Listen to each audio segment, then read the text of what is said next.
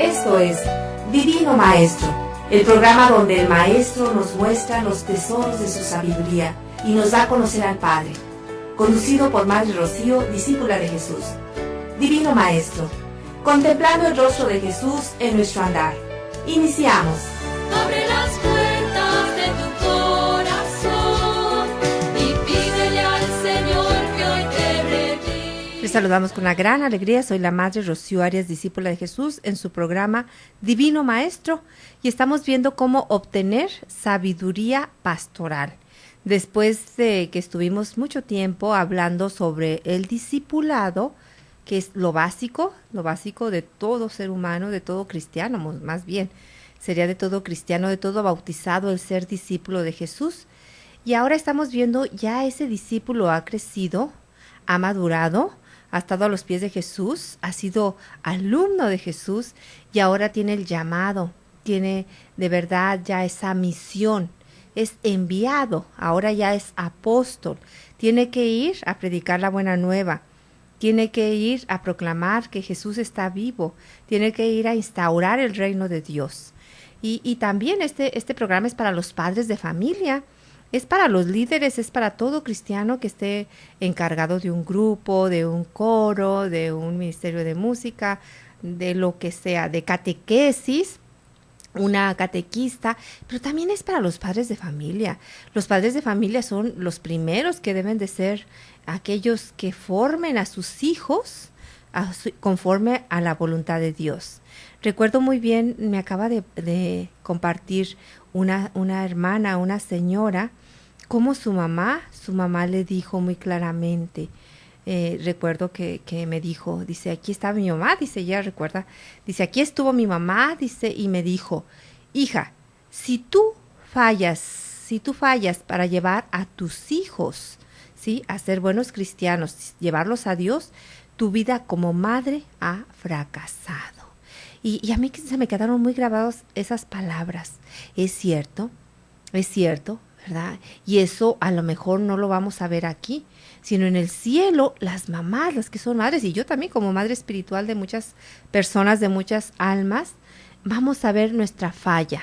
Yo hoy en la mañana precisamente le estaba pidiendo perdón a Dios, le estaba diciendo, pues perdóname porque no he sido ese líder eficiente, ese líder atento a tus palabras, no he dado a lo mejor todo lo que tenía que haber dado, pues perdóname porque no he sido esa clase de líder. Sí, y bueno, pues en muchas ocasiones también los padres de familia van a tener que decir eso. Yo creo que a lo mejor muchos ni cuenta se van a dar aquí en la vida. No, yo les di educación y yo creo que triunfé porque mi hijo es un triunfador en la vida, tiene un buen trabajo, tiene su casa, tiene sus carros, tiene su buena esposa, tiene sus hijos. Y ciertamente, qué bueno. Pero ¿qué tal si nunca llega al cielo? Y entonces se da cuenta ese padre de familia que fue un gran fracaso como padre, porque nunca llevó a su hijo al cielo. Y su hijo en el mundo tuvo mucho éxito, definitivamente tuvo buen trabajo, etcétera, ¿sí? Pero no tuvo la vida de Dios. Entonces, por eso este programa no solamente es para los dirigentes, los líderes de cualquier grupo, sino también para los padres de familia. Sí, entonces, ¿cómo obtener sabiduría pastoral? ¿Qué es la sabiduría pastoral? Es la capacidad para guiar a otros hacia la madurez en la vida cristiana. Fíjense nada más, ciertamente que ahorita ese es lo básico. Y decir, pues bueno, nada más tengo 3. Bueno, si estás guiándolos a ellos, si de verdad tú tienes 3, dices, es que somos muy poquitos en mi grupo. Somos bien poquitos, nomás somos 3. Pero si tú los discipulas perfectamente, los formas, y tú llevas a esas personas hacia la madurez en la vida cristiana, ellos a su vez, una persona madura empieza a dar frutos, empieza a evangelizar, y ellos a su vez van a evangelizar otros 3 y otros 3, y entonces ya ¿cuántos son? 9. Y esos 9, si de verdad esas personas están bien capacitadas y los llevan a esos 9 a una madurez en la vida cristiana, entonces así se van haciendo de 3 en 3, en 3, en 3, en 3. Imagínense. Eso es lo normal, así fue como comenzó la iglesia, con 12 apóstoles. Y ahorita vamos a ver que son muchos, pero debiéramos de ser más.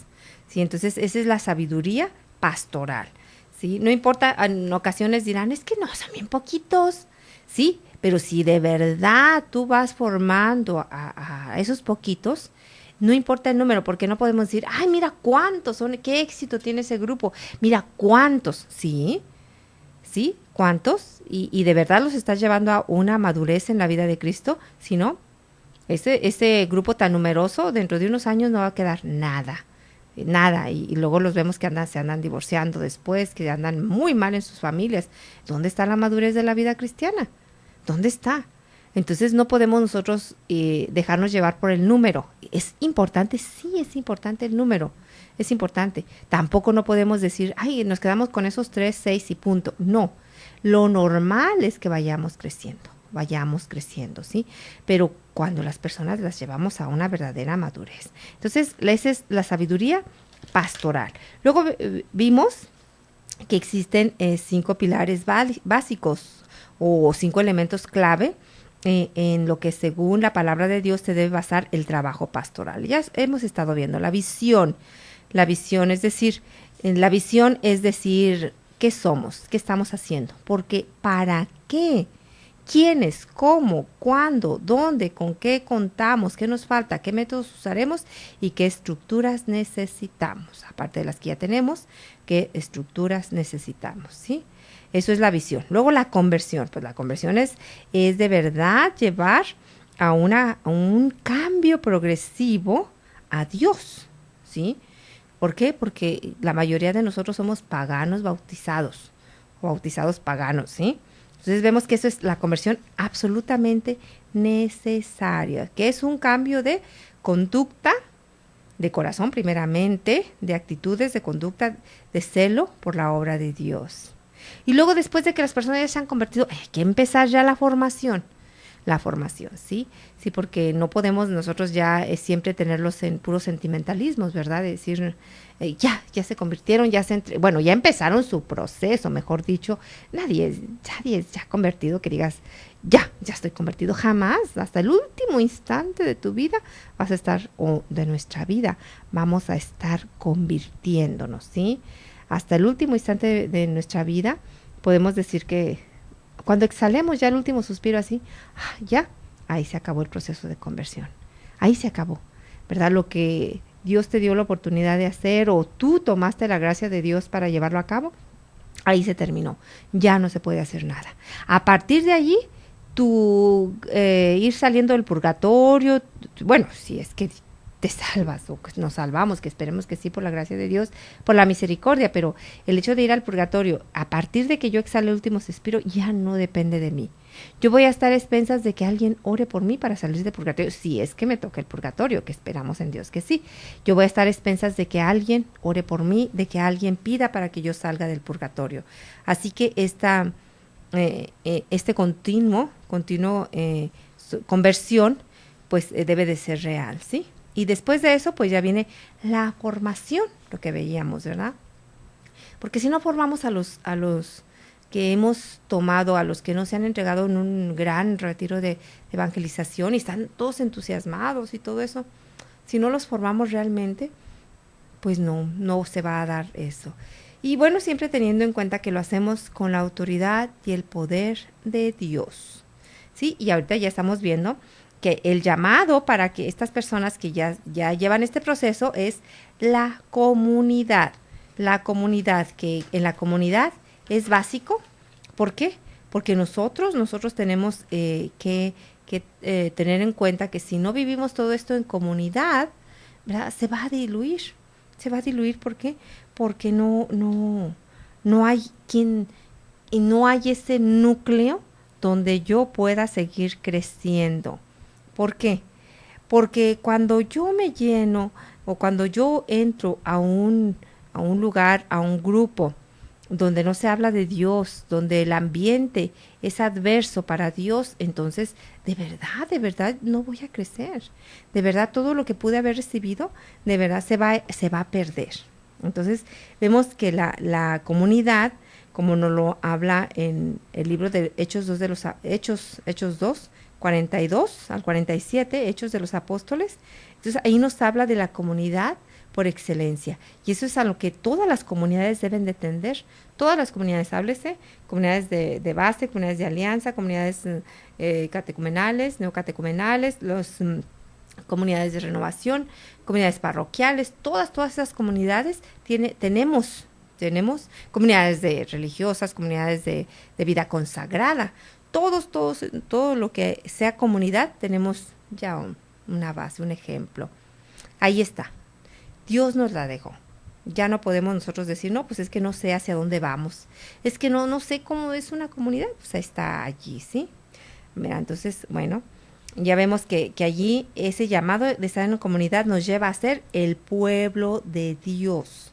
Esa es la voluntad de Dios, que seamos linaje elegido, sacerdocio real, nación santa, pueblo adquirido para proclamar las alabanzas de Él, que nos llamó de las tinieblas a su admirable luz. Dice San Pedro, en 1 de Pedro 2, 4, 9, ustedes que en un tiempo no eran pueblo y que ahora son el pueblo de Dios, de los que antes no se tuvo compasión, pero ahora han encontrado salvación. ¿Sí? Palabra de Dios, te alabamos, Señor. Entonces, ustedes son linaje elegido, sacerdocio real, nación santa, pueblo adquirido. ¿Todo eso lo somos? Ojalá y que sí, ¿verdad? Vamos a una pausa y enseguida regresamos. No se vayan. Aumenta nuestra fe para que lleguemos a contemplarte eternamente en el cielo. Hacemos un corte y regresamos con más en Divino Maestro.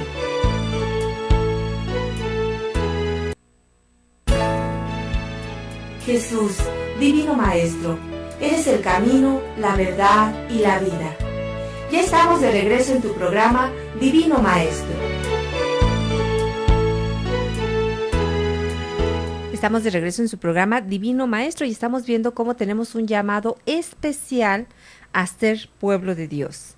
En la carta a Tito se nos presenta un resumen de este plan de Dios. Vamos a ver en la carta a Tito, capítulo 2, del 11 al 14. Dice así: se nos ha manifestado el amor salvador de Dios, que nos enseña a renunciar a la impiedad y a las pasiones mundanas, para vivir con sensatez, justicia y piedad, esperando la gloriosa manifestación de nuestro Dios y Salvador Jesucristo, el cual se entregó para nosotros, para rescatarnos de toda iniquidad, purificándonos para que seamos pueblo de su propiedad, fervoroso en buenas obras. Palabra de Dios, te alabamos, Señor. Entonces vemos aquí, en esta carta a Tito, como nos lo dice muy claramente, ¿sí? Voy a leer otra, la Biblia de Jerusalén, como nos dice, capítulo 2, 11 al 14. Porque se ha manifestado la gracia salvadora de Dios a todos los hombres, que nos enseña que renunciando a la impiedad y a las pasiones mundanas, vivamos con sensatez, justicia y piedad en el siglo presente, aguardando la feliz esperanza de la manifestación de la gloria del gran Dios y Salvador, nuestro Jesucristo, el cual se entregó por nosotros a fin de rescatarnos de toda iniquidad y purificar para sí un pueblo que fuese suyo, fervoroso en buenas obras. Palabra de Dios, te alabamos, Señor. Así que como vemos, Dios se ha manifestado ya como Salvador y sí nos enseña a nosotros a renunciar a la impiedad. ¿Qué es la impiedad? Bueno, lo contrario de la piedad, ¿sí? La piedad, nosotros vemos que el don de piedad pues es aquel que nos ayuda a amar sobre todas las cosas a Dios y también a los hermanos, también parte del don de piedad. Y nosotros conocemos como las manifestaciones de la piedad, pues es un amor a la Eucaristía, un respeto, una especial delicadeza para tratar a Dios en la Eucaristía, en todas las cosas sagradas, en todos los actos litúrgicos. Y bueno, pues es muy conocido ver y saber y decir, ay, mira qué piadosito, qué piadosita esta señora o este señor, ¿verdad? ¿Por qué? Porque ama mucho la Eucaristía, porque tiene muchas manifestaciones de amor hacia la Eucaristía. Entonces, lo contrario a eso, pues es la impiedad. No tengo ningún amor a Dios, no tengo ningún respeto a Dios, y eso se está viendo tan real. Es tan triste no tener respeto por las cosas sagradas, por Dios y por las cosas sagradas. Háblese por la iglesia, háblese por las personas que trabajan para Dios, háblese tanta cosa. Entonces vemos que sí tenemos que renunciar a la impiedad. Es uno de los más grandes pecados, la impiedad. Fíjense nada más. Y yo creo que nosotros podemos medir nuestra piedad o nuestra impiedad y muy, muy fácilmente. ¿Cuánto amo a Dios? ¿Cuánto le muestro respeto? ¿Y cuánto le muestro adoración a Dios? Simplemente cuando entro a una iglesia, ¿cómo es mi comportamiento?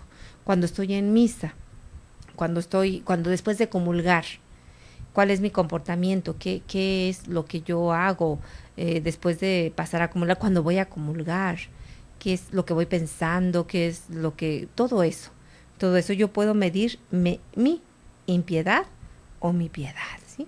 También debemos de renunciar a las pasiones mundanas. No, hablando de pasiones mundanas, no solamente es la pasión sexual o erótica.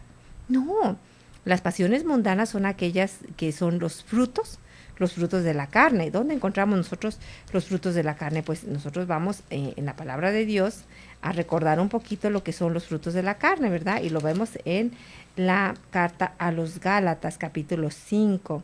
Dice así: pues la carne tiene apetencias contrarias al espíritu, el espíritu contrarias a la carne, como que son entre sí antagónicos, de forma de que no hacen lo que quisieran. Pero si sois conducidos por el espíritu, no estáis bajo la ley. Ahora bien, las obras de la carne son conocidas: fornicación, impureza, libertinaje, idolatría, hechicería, odios, discordias, celos, iras, rencillas, divisiones, disensiones, envidias, embriagueces y orgías, etcétera, etcétera, ¿sí? Por supuesto. Entonces, ¿qué son las pasiones mundanas? Pues todo aquello que el mundo resalta y nos lo está transmitiendo, ¿sí? Esas son las pasiones. Bueno, hablando ya muy especialmente correcto, pudiéramos decir, las pasiones no son ni buenas ni malas, ¿sí? Es a donde nos llevan, ¿sí? Una pasión que es buena, por ejemplo, la pasión por proclamar el reino de los cielos, pues es una pasión buena. Es una pasión buena porque, por ejemplo, San Pablo tenía una pasión que podemos tomar este ejemplo. Primeramente, su pasión por atacar a los cristianos, pues era una verdadera pasión y lo hacía apasionadamente y era, pues, malo para los cristianos, ¿sí? Él creía que estaba bien, pero era malo para los cristianos. Entonces podríamos decir que allí está una pasión mal dirigida, mal usada y que trae el alejamiento de Dios, ¿sí? Y después lo vemos con esa misma pasión, pero no contra alguien, sino más bien para salvar a los cristianos, para salvar a los judíos, para convertir de judíos a los judíos a cristianos. Entonces vemos como una pasión puede llevarnos a la perdición, al total alejamiento de Dios, o nos puede acercar a Dios, ¿sí? Entonces, Dios nos enseña a renunciar a la impiedad, a las pasiones mundanas. Dice, para vivir con sensatez, justicia y piedad, esperando la gloriosa manifestación de nuestro Salvador y Salvador Jesucristo, nuestro Dios y Salvador Jesucristo. Eso nunca debemos de dejarlo. Nosotros no proclamamos mucho la segunda venida de nuestro Señor Jesucristo porque, pues no sé, nuestra Iglesia Católica es así. No somos a lo mejor tan alarmistas. Yo he visto y yo creo que ustedes no me dejarán mentir de que en otras denominaciones se basa mucho el llamar a las personas a la conversión, a un cambio, estando siempre, constantemente citando la segunda venida, ¿sí? Y de una manera tremenda, y ciertamente es que así va a ser, ¿verdad? Nos habla, por lo menos dice la carta a San Pedro, una de las cartas a San Pedro dice que este mundo se disolverá en el fuego. Imagínense si es así, se disolverá en el fuego. ¡Qué barbaridad! ¡Qué tremendo! Si nosotros nos damos cuenta y nos ponemos a pensar en el fuego, pues así dice la palabra. Yo no sé mucho de eso, ¿verdad? Pero así dice la palabra. Entonces nosotros no citamos mucho la segunda venida de nuestro Señor Jesucristo, la manifestación gloriosa de nuestro Señor Jesucristo. No lo citamos mucho, pero es la realidad. El Señor va a venir.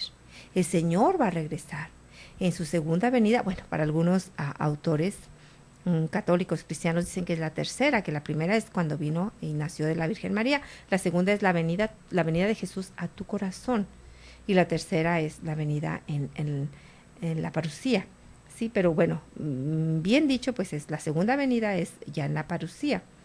Entonces nunca debemos nosotros de perder esa visión. Es cierto, Él va a regresar.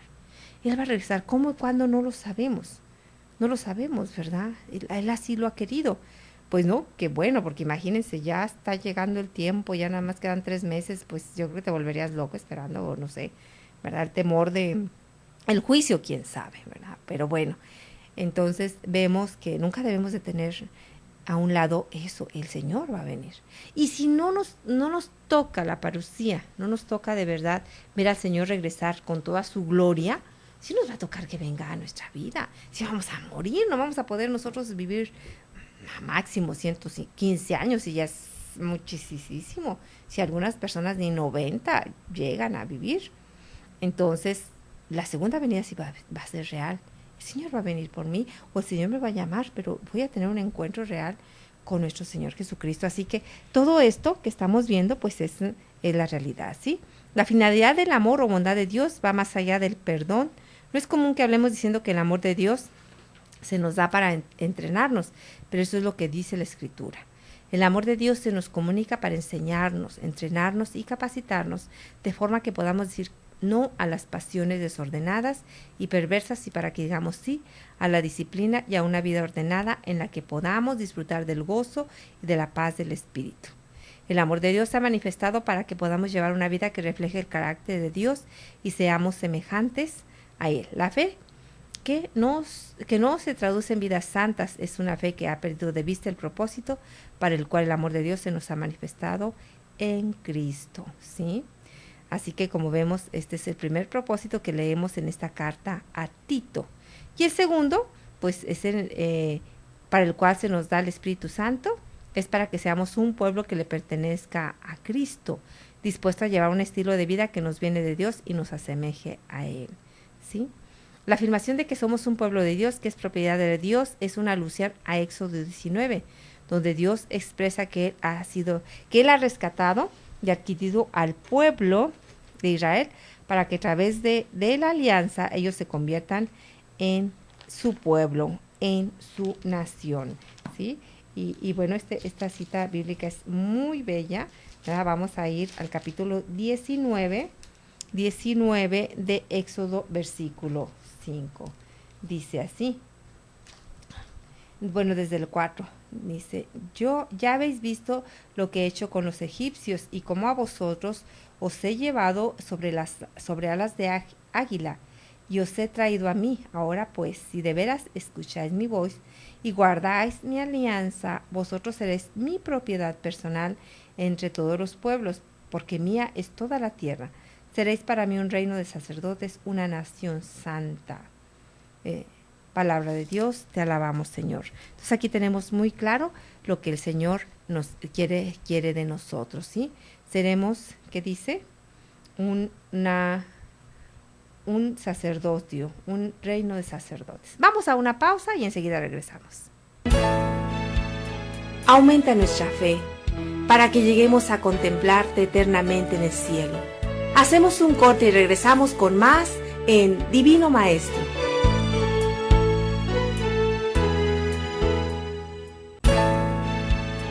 Jesús, Divino Maestro, eres el camino, la verdad y la vida.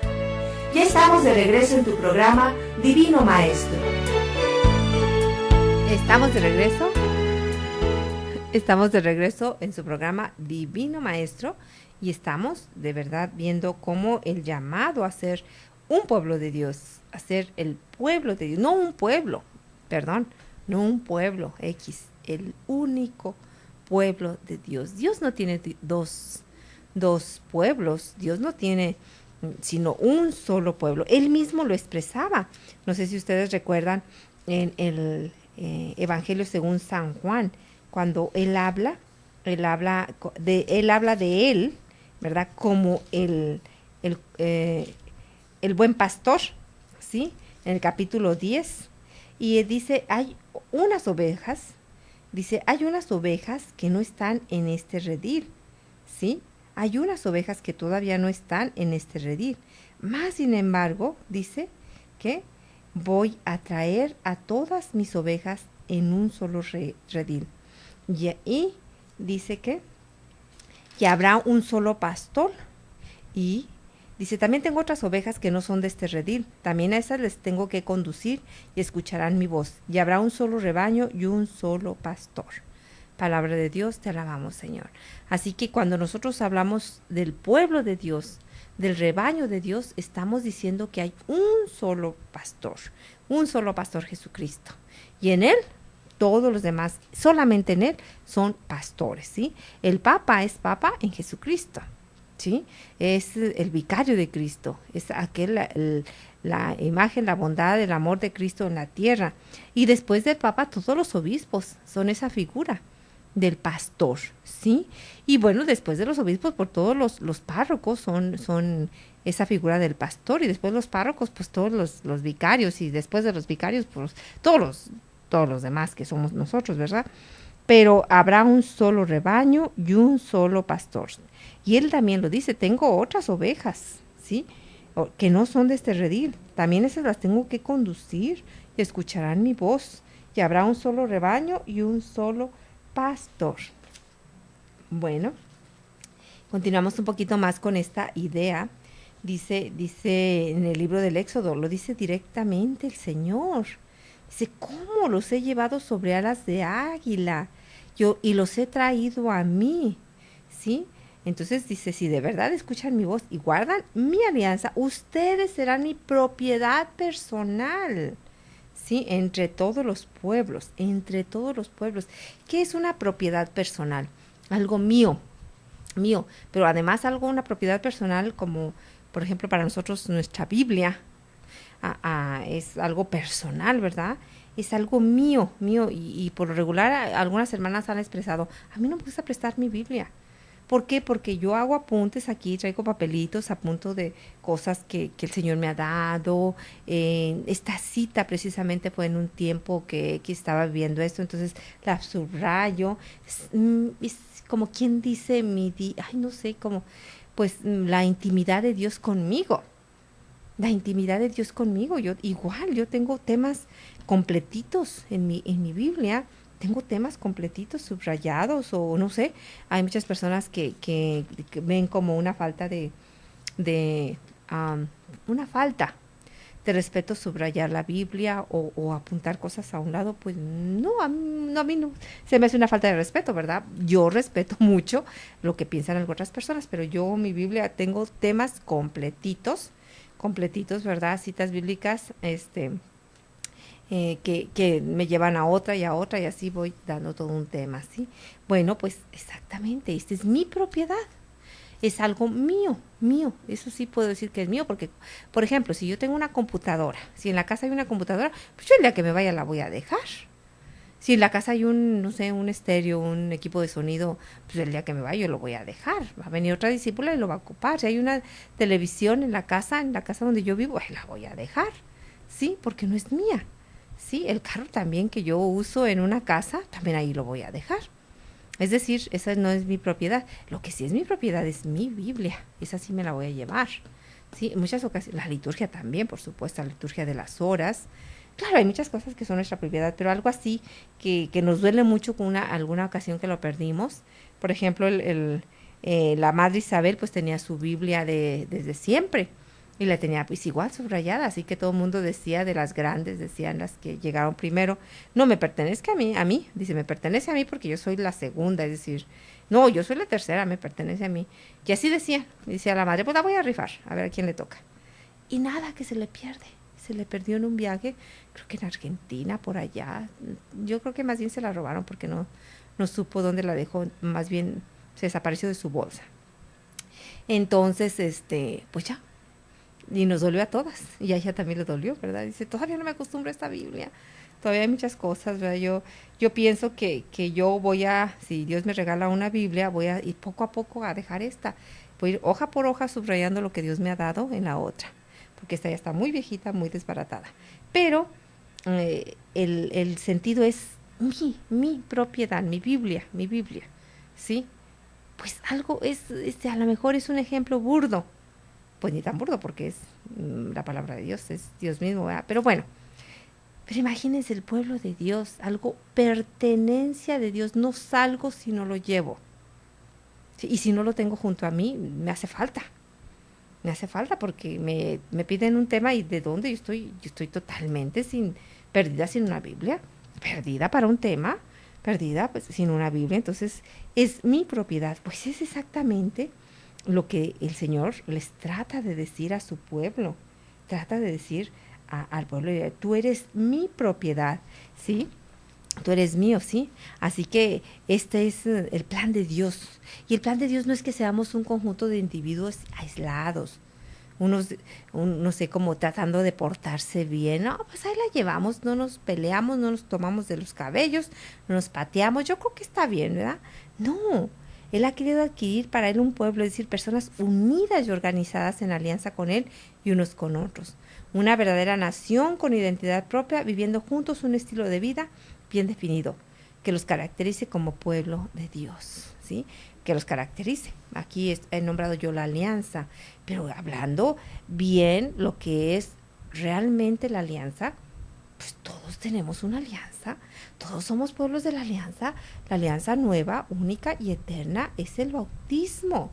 Esa es nuestra alianza. Lo único que nosotros hacemos es tratar de vivir plenamente nuestro bautismo. Eso es lo único que nosotros hacemos, tratar de vivir plenamente nuestro bautismo, ¿sí? Así que, como vemos, este pueblo adquirido, este pueblo de Dios, es un estilo de vida, ¿sí? Es un estilo de vida que nos caracteriza, que debe de caracterizarnos. Estábamos el otro día platicando, las hermanas y yo, cómo en muchas ocasiones una persona se le ve cuando es una persona convertida, se le ve en su mirada, se le ve, hay algo. Y estábamos hablando de un grupo especial de la iglesia, que cómo se ve luego que es una persona que ora, una persona que trata de agradar a Dios, una persona en su mirada, en todo. No quiero decir que se ande siempre con los ojos entornados y casi elevándose, no, pero hay una realidad de vida que se nota. Sí, así que ese estilo de vida pues debe de notarse, porque si es un estilo de vida que no me hace diferente del mundo, yo pongo en tela de juicio esa conversión y esa vida de Dios y esa vida de comunidad. Si yo no me hace diferente, si yo sigo escuchando la misma música, si yo sigo vistiéndome igual que todos los demás del mundo, si yo sigo expresándome igual que todos los demás del mundo, si el estilo de vida que yo llevo no hay ninguna diferencia con aquel estilo de vida que viven los demás, entonces tristemente yo me estoy convirtiendo o soy un bautizado pagano o soy una persona que vive en comunidad pagana. Y lo peor de todo es que yo voy paganizando también la comunidad, porque yo he visto muchísimas personas que dicen y empiezan la comunidad, ¿y por qué nos tenemos que vestir así? ¿Y por qué me tienes que decir a mí cómo me vista? ¿Verdad? Y entonces no solamente somos paganos bautizados, sino que vamos paganizando el lugar donde estamos. Eso es bien triste, ¿verdad? Porque no solamente no me conformo con ser yo pagano bautizado, pagano miembro de una comunidad, no me conformo, sino que voy paganizándolo todo lo que me rodea. Y yo me he fijado que estas personas, en ocasiones se les da un grupo, un grupo de Agape, una célula, y las van paganizando también, las van discipulando, pero para mal. También se puede discipular para mal, también se puede formar para mal. Vaya que si no, por supuesto, ¿verdad? Por supuesto que sí. Podemos paganizar también nuestro grupo Agape, nuestra célula. Yo creo que sí, es una realidad, ¿sí? Así que este estilo de vida, pues los pueblos, sobre todo el pueblo judío, sabía que era un pueblo diferente en medio de las demás naciones paganas. Lo sabía, lo entendía, lo vivía, ¿sí? Pues damos una pausa y seguirá regresamos. No se vayan. Aumenta nuestra fe para que lleguemos a contemplarte eternamente en el cielo. Hacemos un corte y regresamos con más en Divino Maestro.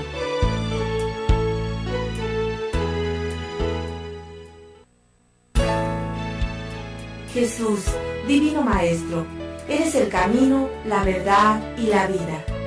Ya estamos de regreso en tu programa Divino Maestro.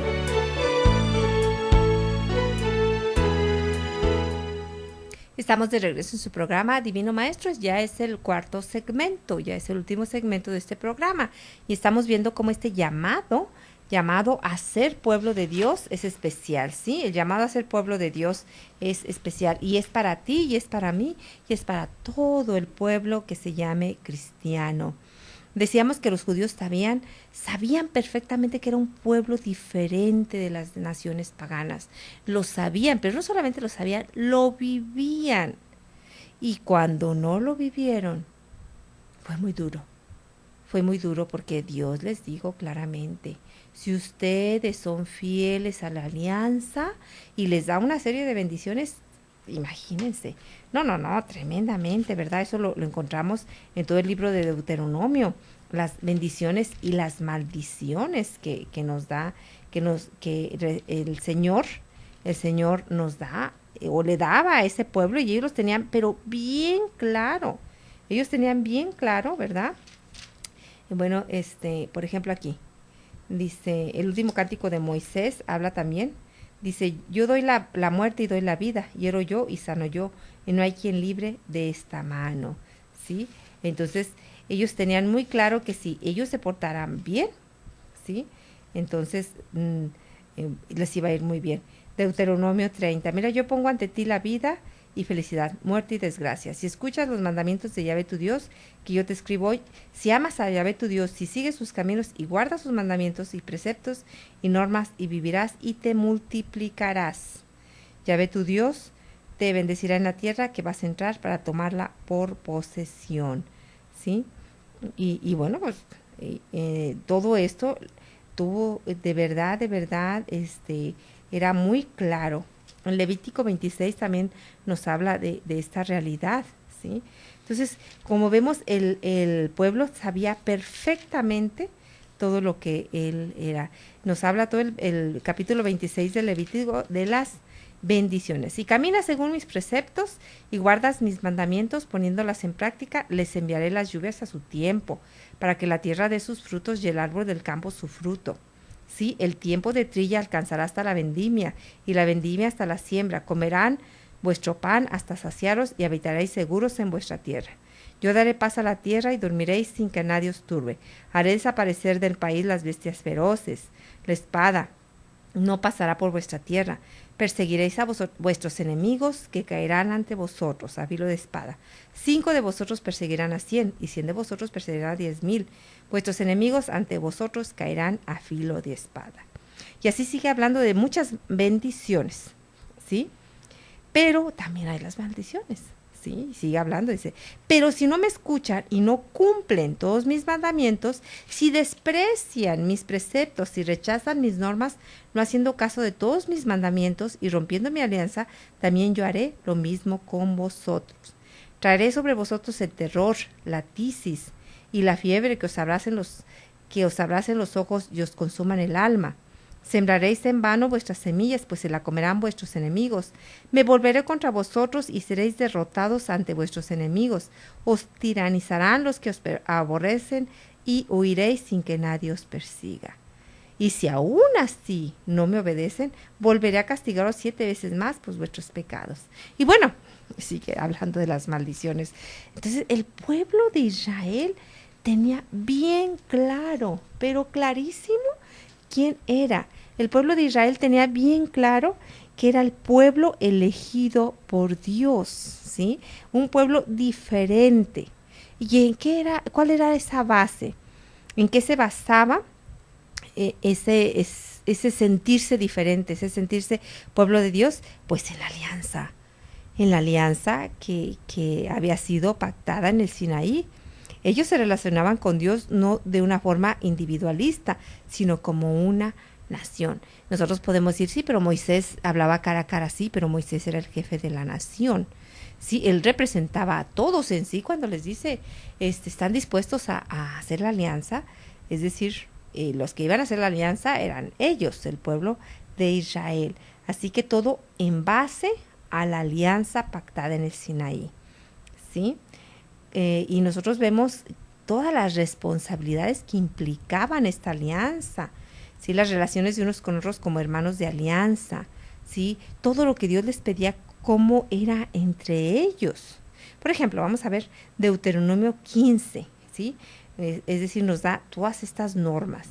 Dice, cada 7 años perdonarás las deudas, no deberás exigir a tu hermano que te pague. Al extranjero le podrás exigir que te pague el préstamo, pero a tu hermano deberás perdonarle. De esta manera no habrá pobres entre ustedes. Así el Señor te bendecirá como te lo ha prometido. Si hay algún pobre entre tus hermanos, no le niegues tu ayuda. Debes ayudarlo siempre sin que te pese. De esta manera el Señor te bendecirá en todo lo que hagas, ¿sí? Bueno, vamos a ver que en todo este capítulo de Deuteronomio 15, pues vemos todo esto que estamos leyendo aquí, y que es cierto. Nosotros podemos tener bien claro que Dios tenía un especial cuidado con todos los deberes que como pueblo tenían, ¿sí? Entonces vemos aquí, si el esclavo, los primogénitos, ¿sí? Cómo se debe de dar, habla también de dar algo de buena gana, ¿sí? Y bueno, pues cada una de las cosas que aquí nosotros vemos, por ejemplo, también cuando el Señor habla del diezmo, todo esto nos va llevando de una vida especial, ¿sí? Una vida especial de Dios para nosotros. Entonces vemos cómo el Señor les dio a conocer que ella era un pueblo consagrado, un pueblo santo, ¿sí? Dice, porque tú eres un pueblo consagrado a Yahvé tu Dios. Él te ha elegido a ti para que seas el pueblo de su propiedad personal entre todos los pueblos que hay sobre las de la tierra. ¿Sí? Y aquí habla también por qué los está eligiendo a ellos, ¿sí? Estoy en el capítulo 7 de Deuteronomio, versículos 6.